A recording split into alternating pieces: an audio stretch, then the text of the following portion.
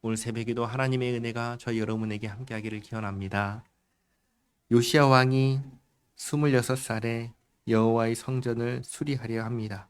그리고 오늘 정말 중요한 것을 발견하게 됩니다. 바로 율법책입니다. 14절에 우리가 여호와의 전에 헌금한 돈을 꺼낼 때 제사장 hil기야가 모세가 전한 여호와의 율법책을 발견하고, 굉장히 중요한 사건이면서 한편으로는 이 질문을 하게 됩니다. 요시야 왕은 지금까지 어떻게 이 율법책도 없이 하나님을 찾고 하나님을 섬길 수 있었을까요? 오늘날로 치면 성경이 없이 신앙생활을 하는 것과 같습니다. 어떻게 그럴 수 있었을까요? 우리가 잘 알다시피 요시야 왕의 아버지 아몬은 우상 숭배자였습니다. 아몬의 아버지 므낫세도 물론 마지막에 노년에 회심했지만 55년 동안 우상 숭배자로 살았던 왕입니다.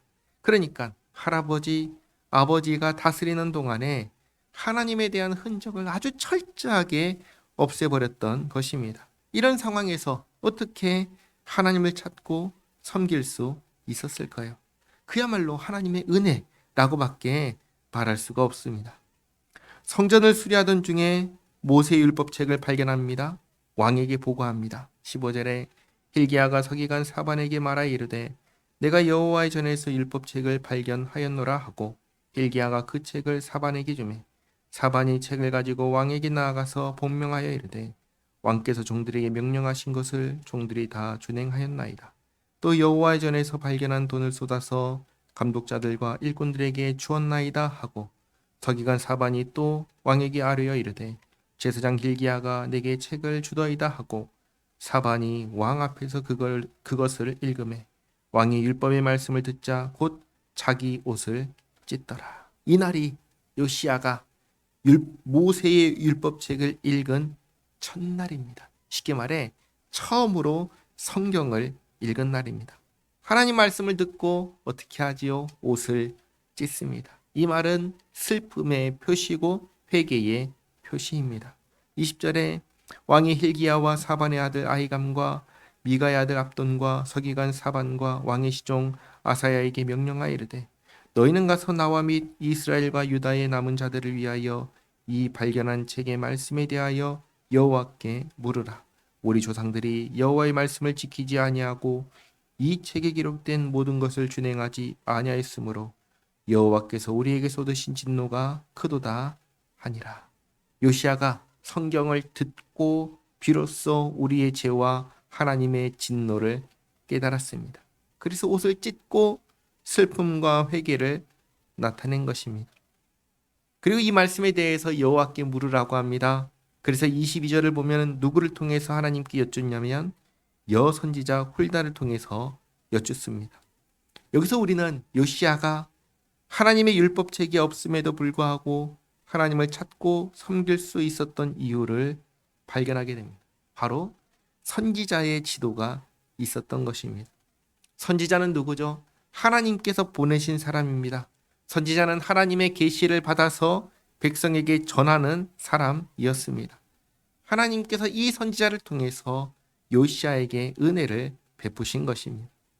22절에 이에 hil기야와 왕이 보낸 사람들이 여선지자 훌다에게로 나아가니 그는 하스라의 손자 도카스의 아들로서 예복을 관리하는 살룸의 아내라. 예루살렘 둘째 구역에 살았더라. 그들이 그에게 이 뜻을 전하매 훌다가 그들에게 이르되 이스라엘의 하나님 여호와께서 이같이 말씀하시기를 너희는 너희를 내게 보낸 사람에게 말하라 하시니라. 훌다가 두 가지 서로 다른 하나님의 말씀을 전합니다. 여호와께서 이같이 말씀하시기를 내가 이곳과 그 주민에게 재앙을 내리되 곧 유다 왕 앞에서 읽은 책에 기록된 모든 저주대로 하리니 이는 이 백성들이 나를 버리고 다른 신들에게 분향하며 그의 손의 모든 행위로 나의 노여움을 샀음이라. 그러므로 나의 노여움을 이곳에 쏟음에 꺼지지 아니하리라 하라 하셨느니라. 첫째는 하나님의 진노를 이곳에 쏟겠다는 말씀입니다. 26절에 너희를 보내어 여호와께 묻게 한 유다 왕에게는 너희가 이렇게 전하라. 이스라엘의 하나님 여호와께서 이같이 말씀하시기를 내가 들은 말을 의논하건대 내가 이곳과 그 주민을 가리켜 말한 것을 내가 듣고 마음이 연약하여 하나님 앞 곧 내 앞에서 겸손하여 옷을 찢고 통곡하였으므로 나도 내 말을 들었노라. 여호와가 말하였느니라. 그러므로 내가 내게 너희 조상들에게 돌아가서 평안히 묘실로 들어가게 하리니 내가 이곳과 그 주민에게 내리는 모든 재앙을 내가 눈으로 보지 못하리라 하셨느니라. 이에 사신들이 왕에게 복명하니라. 둘째는 하나님의 진노를 이 왕은 보지 못하게 하겠다는 말씀입니다. 이렇게 상반된 말씀을 전합니다. 하나님의 진노가 이 땅에 쏟아질 것인데 요시야 왕은 그 진노를 보지 못하게 하겠다 하십니다. 이 말씀을 듣고 29절 왕이 사람을 보내어 유다와 예루살렘의 모든 장로를 불러 모으고 여호와의 전에 올라가매 유다 모든 사람과 예루살렘 주민들과 제사장들과 레위 사람들과 모든 백성이 노소를 막론하고 다 함께 한지라.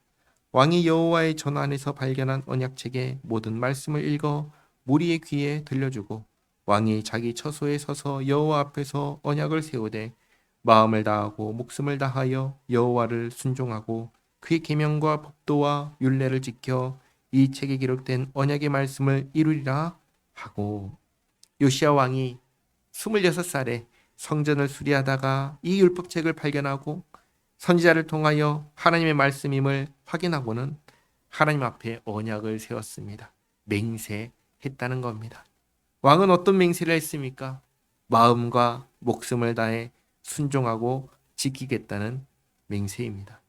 왕만 이렇게 맹세하는 것이 아니라 모든 백성들을 다 불러서 왕과 같은 맹세를 하게 하였습니다.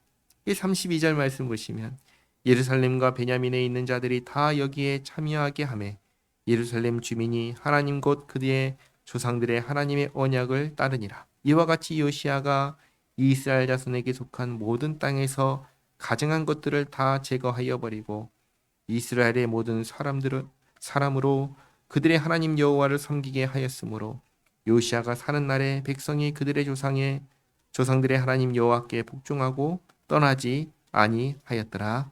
아멘. 요시야 왕은 어떤 왕입니까?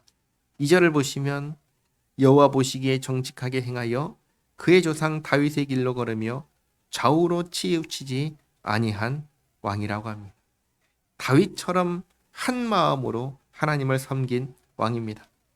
자신의 죄가가 드러났을 때 어떻게 하냐? 다윗처럼 자신을 낮추고 회개한 왕입니다. 하나님 말씀을 따라서 자신이 사는 날 동안 나라를 정말로 하나님의 나라가 되게 하려고 몸부림친 왕이 이 요시야 왕입니다. 하나님께서는 그런 요시야를 기특하게 여겨주셨습니다. 그래서 그 평생의 삶을 돌봐주시고 이 남유다의 멸망이 다가올 때 다음에 살펴볼 내용인데 그를 부르셔서 오늘 말씀하신 대로 하나님의 진노를 보지 않게 하셨습니다. 이 요시야 왕을 통해서 우리는 죽음까지도 복될 수 있다는 것을 발견하게 됩니다. 이러한 복을 요시야 왕은 어떻게 누렸습니까? 하나님을 향한 정직하고 온전한 마음이 있었기 때문에 누릴 수 있었습니다. 우리가 전심으로 하나님을 섬길 때 하나님께서는 그런 우리를 돌보아 주십니다. 오늘 요시야 왕이 하나님 앞에서 하나님 말씀에 순종하고 지키겠다고 언약을 세웠던 것처럼 우리도 같은 다짐을 하며 하나님을 섬기며 살아가는 우리 모두가 되기를 바랍니다. 기도하겠습니다. 하나님 감사합니다. 여선지자 훌다를 통해서 요시야에게 은혜를 베푸신 주님, 그 은혜 가운데 말씀을 깨닫고 일평생 주님만 섬긴 요시야를 봅니다. 하나님 말씀을 읽고 그 말씀 순종하고 지키며 살겠다고 맹세한 왕처럼 저희도 일평생 주님만 섬기고 주님 말씀에 순종하며 주님과 동행하는 저희 모두가 되게 하옵소서. 주님의 기쁨이요 자랑이 되는 저희 모두가 되게 하옵소서. 예수님의 이름으로 기도하옵나이다. 아멘.